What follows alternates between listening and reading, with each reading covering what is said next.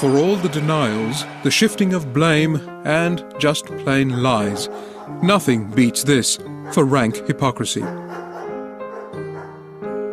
And we're part of it. The democratic dogs of war were unleashed upon a miserable state, and then claimed victory atop the moral high ground of liberation and freedom.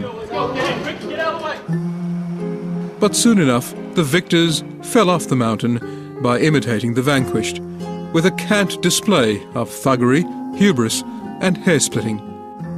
There is a difference between interrogation and interview. That is clearly spelled This is Australia today, towards the pinnacle of Western civilization, a champion of liberalism, the rule of law, and high democracy.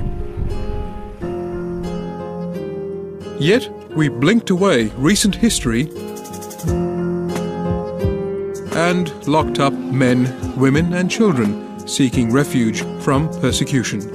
Shame on us. We're quick to rain on others. And Dr. Mahathir and any other recalcitrants. Australia should stop behaving as if it is there to teach us how to run our country. But do we still live in a healthy democracy? I think we are a healthy democracy, but you see perhaps a little fraying around the edges and some little frustrations popping up.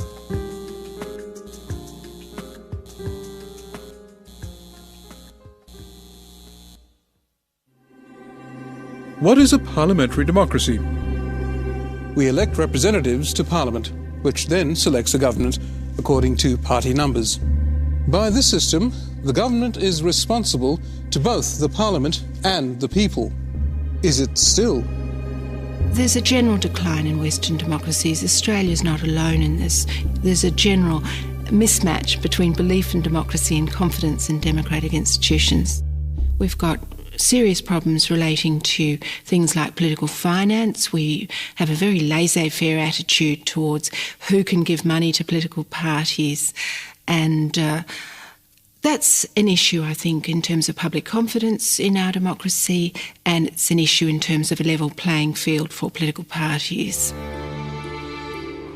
To paraphrase Lincoln, democracy is government of the people, by the people, and for the people. An alternative to mad clerics and bloody kings, it became a third way for imperial powers like Britain and, more recently, the US, which exports it with evangelical zeal. Prime Minister John Howard is a leader of exceptional courage, who exemplifies the finest qualities of one of the world's greatest democracies. Proud to call him friend. But in all the fuss and flag-waving, we've forgotten to keep democracy in check. Over the voting screen and vote 1, 2, 3, 4.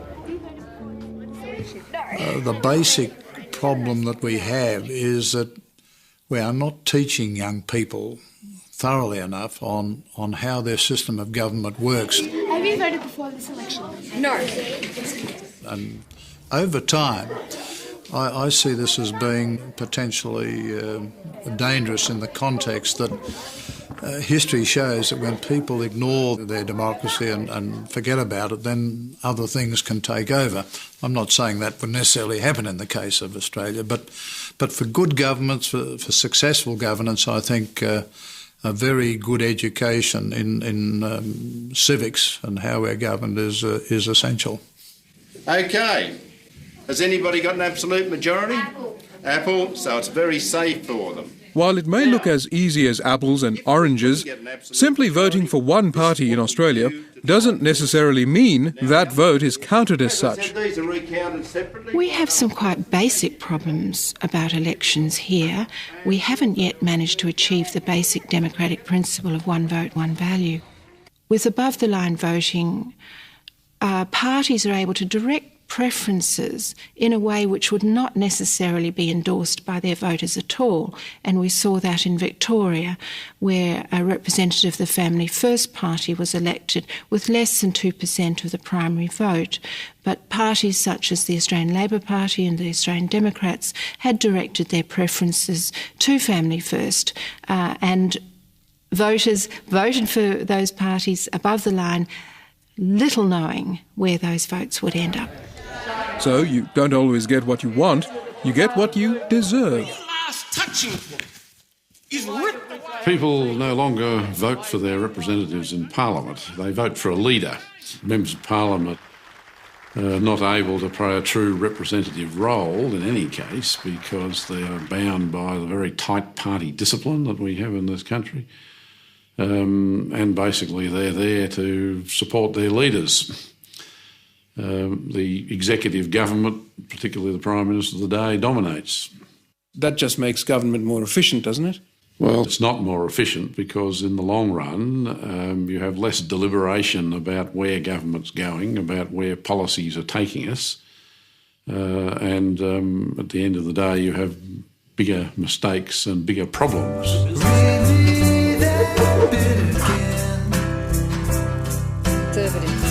Told the day after. The basis to a healthy democracy? An informed opinion.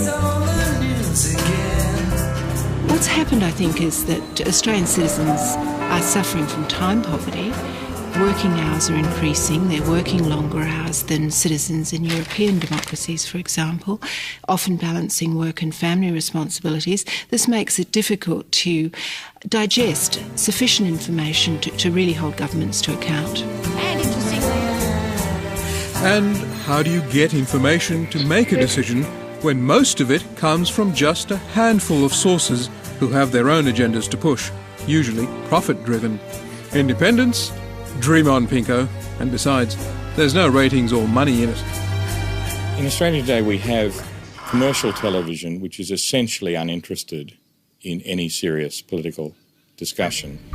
And then you have a media in the press which is astonishingly 70% dominated by one foreign owner of a highly political nature, Rupert Murdoch, and the rest with Fairfax and virtually nothing else. So you don't even have a duopoly, you have somewhere between a duopoly and a monopoly. And if the owner who has 70% cares about the political line of his newspapers, and we know that Rupert Murdoch does, you then have a situation where on certain issues, one line, for example, over the Iraq War or over the American-Australian alliance or over free trade or the free trade agreement with the United States and many other things, even more strikingly over the question of media regulation, where one line comes daily to a large proportion of the population. And if you have no commercial television challenging that, and if you have an ABC which every time it shows any kind of sign of difference from the mainstream view is sat upon as a conspiracy of left-wingers, you have, in my view, a recipe for a very, very simple-minded society.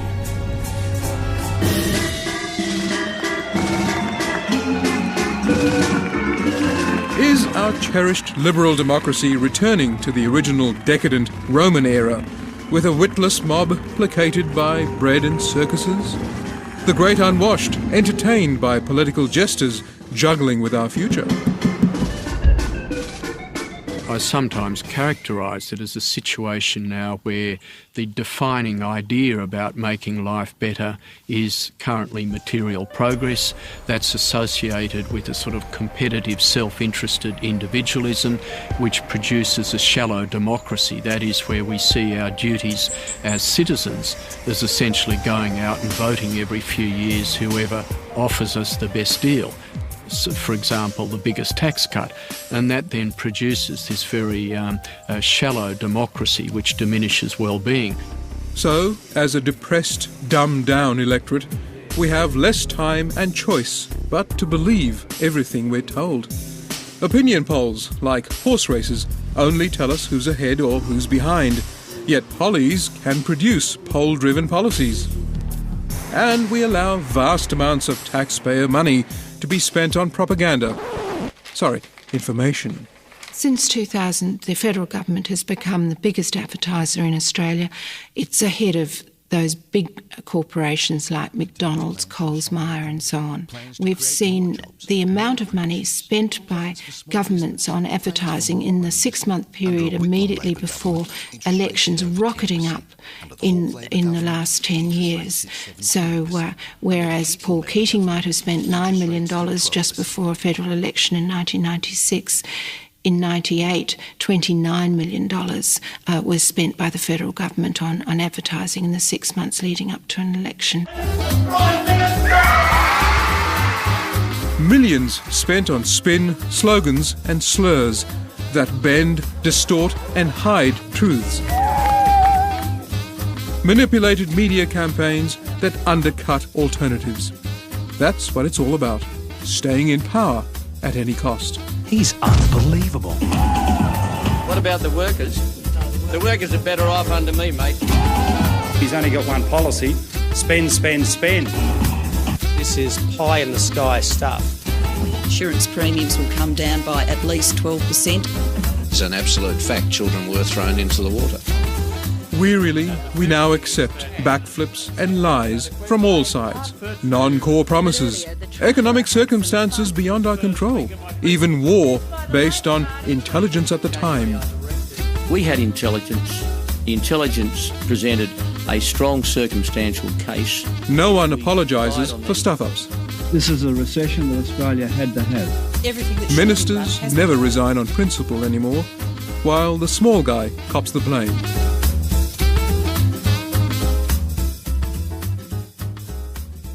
One of the features of our system is that you're choosing between teams of career politicians, people who make politics their career, and who are really drawn from a very narrow sector of society. The actual membership of political parties is very narrow. Political parties are really factories for cloning candidates. Reform the Labor Party or keep on fighting. Do better. That'll be right. Suburban solicitors to the right, union bullies to the left. On the road to Canberra. A town that's cloned sterility. Truly representative. People don't participate in politics. Now that you can say that that's the fault of the electors themselves. They should be joining parties and they should be participating. But it's a sort of vicious circle because parties are so narrowly based, people aren't interested in attempting to join them and influence them. Australia's reputation for political apathy is well deserved. After all, we continue to live in this lucky country that's getting richer by all accounts. So why bother getting angry and voting with your feet? Just let Canberra look after our best interests. The government has decided to commit Australian forces to action to disarm Iraq because we believe it is right. It is lawful and it's in Australia's national interest. Hindsight now says all wrong.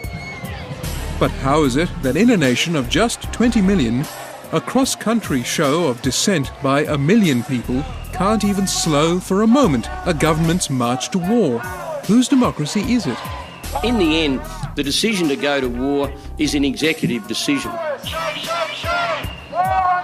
The executive earns the right to decide by a parliamentary majority. But is a mandate a blank cheque to govern? The idea that you give a blank cheque to government, you endorse everything that a government is going to do in the next parliamentary term, greatly limits the choice of the electors. They have to choose between bundles of ideologies and policies which are sold to them, and then they're stuck with them.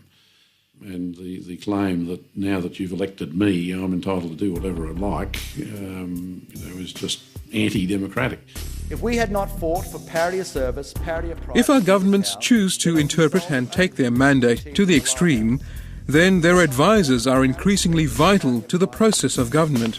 But is our public service, whose role is to administer the government's legislation and advise without fear or favour, still able to do so as required by a healthy democracy? My name is Michael John Scrafton and I appear as an independent citizen. They're there to salute and do as they're told, basically, not to raise difficult problems and certainly not to raise questions about whether the direction in which government's going is really in the public interest. So the public service has been significantly weakened, and a lot of government effort goes into concealing what goes on in the public service anyway. Isn't it possible that if you can't recall how many telephone conversations that you had, that you may not be able to recall very clearly a lot of other events that happened? I suppose the answer to that, Senator, is that I don't know if you've ever been in the position of having to explain to a Prime Minister that the position he's been taking for a month is wrong. And it's not just individuals who are blackballed. Whole organisations can suffer similar vilification. A famous Brazilian bishop once said, when I feed the poor, they call me a saint. When I ask why the poor have no food, they call me a communist. And more charities and non-government organisations in Australia are quite legitimately asking why the poor have no food, why the environment is being despoiled by rapacious business, and why the human rights of asylum seekers are being so severely eroded. And those organisations are being persecuted by the government. You know, I heard one senior executive, the chief executive of a major charitable organisation in Australia, who came out and opposed the government on a particular issue.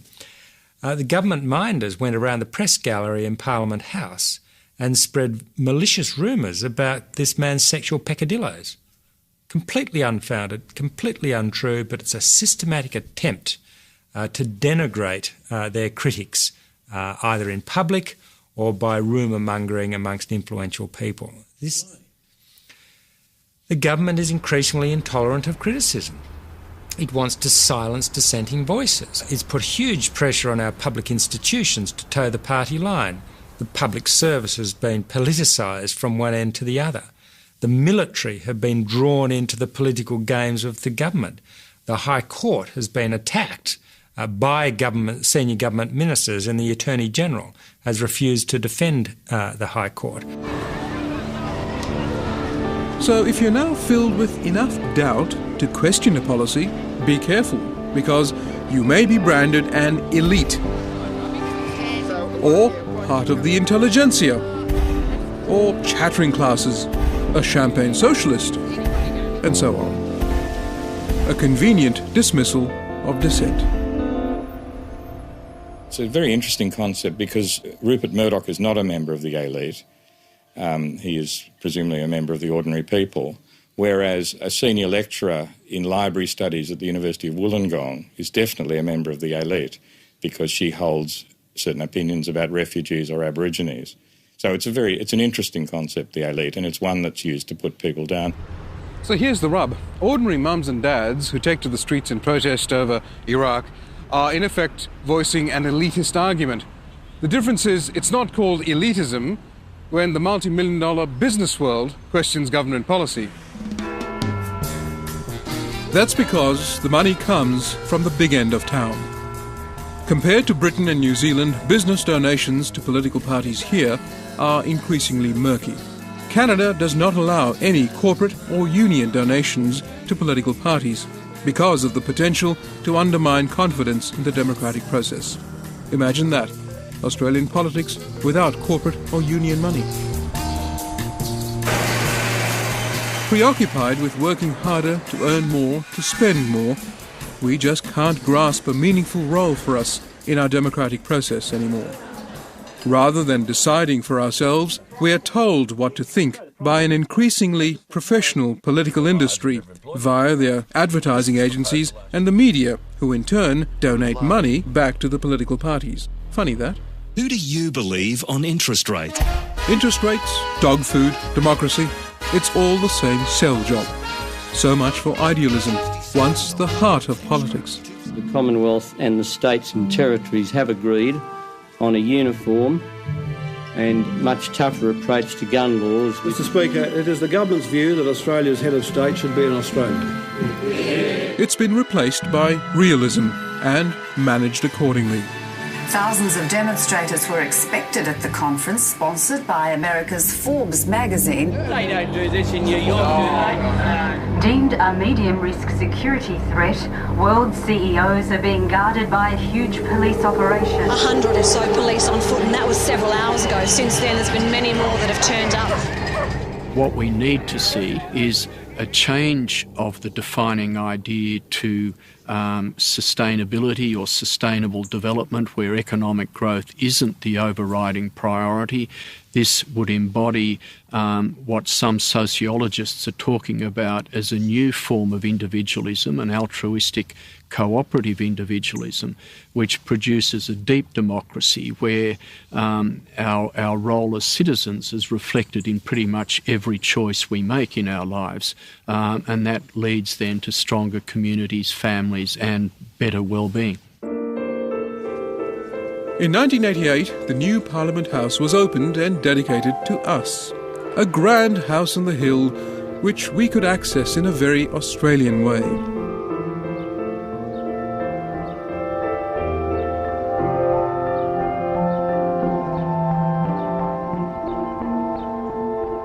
Today, circumstances have changed again. The barriers are going up around the House of the People. We seem to have less control over Canberra, and they seem to know it.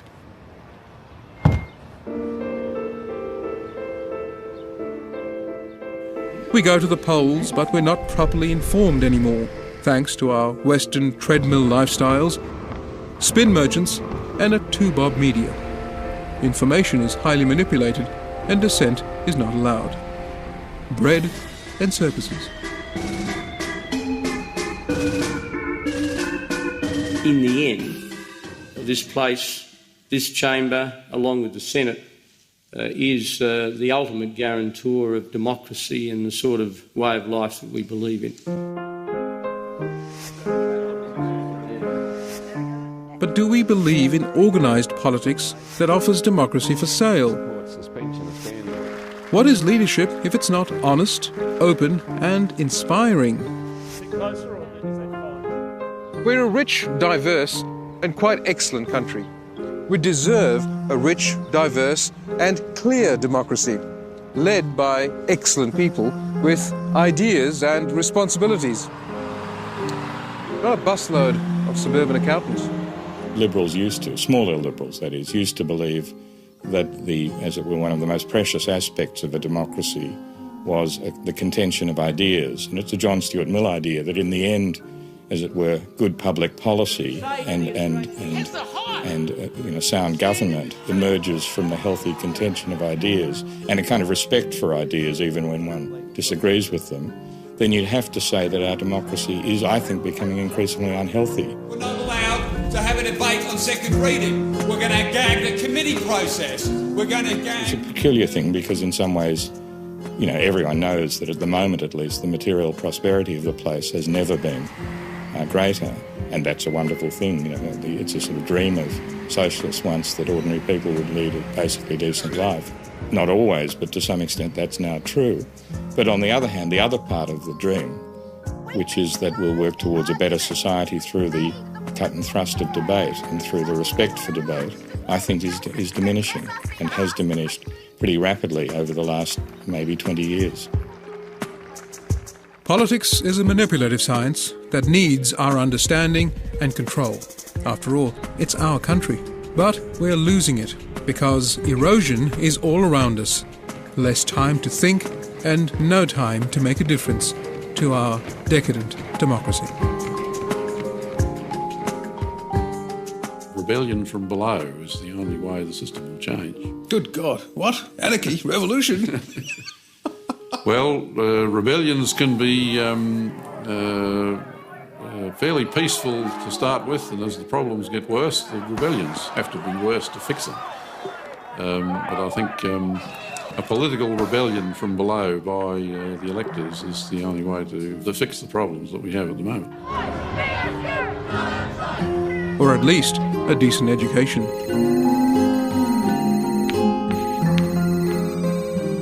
Education's really struggling. It's a funny thing that in Australia we claim that we value young people, and we talk very beautifully about that, but we show our contempt for them by the amount of money that we allocate to their education, for example, by the way that we structure schools. There is evidence everywhere we look at just how little we value children. And so we talk the talk but don't walk the walk.